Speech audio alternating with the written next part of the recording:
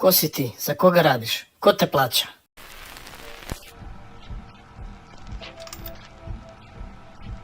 Dragi gledaoci, dragi prijatelji, dobro veče i tekako dobro veče, pogotovo za Mađarsku i za Evropu. Evo me ispred parlamenta Mađarske u Budimpešti. Nadam se da možete da me dobro čujete, jer iza mene i oko mene trešti muzika 200 na sat u krivini.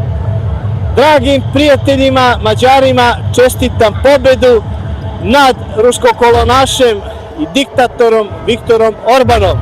Neka vam je sreća, sloboda i povratak u Evropu, dragi prijatelji Mađari. Prevedite im ovo na mađarski.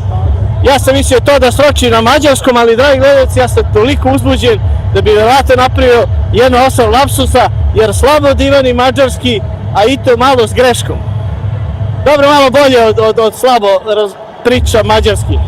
Dragi gledalci, čuli ste, ako niste, evo informacije, ubedljiva pobjeda koalicije TIS-a i Petera Mađara nad Viktorom Orbanom i njegovom koalicijom Fides. 15, 20, negde neverovatnih 40% razlike između ove dve koalicije. Zbog tog čudnog principa raspoređivanja odbornika u Skupštini, znate da oni imaju većinski model, imaju onaj koji ide po onim njihovim županijama. Kako god, čini se da nezvanično preliminarni rezultati da je TIS-a osvojila čak i dvotrećinsku većinu.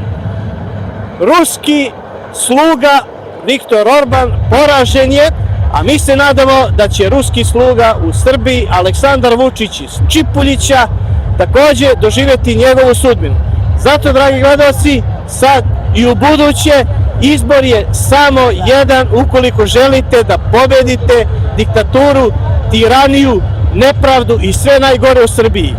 Pravac Evropska unija zajedno sa našim prijateljima Mađarima, ruskih haza.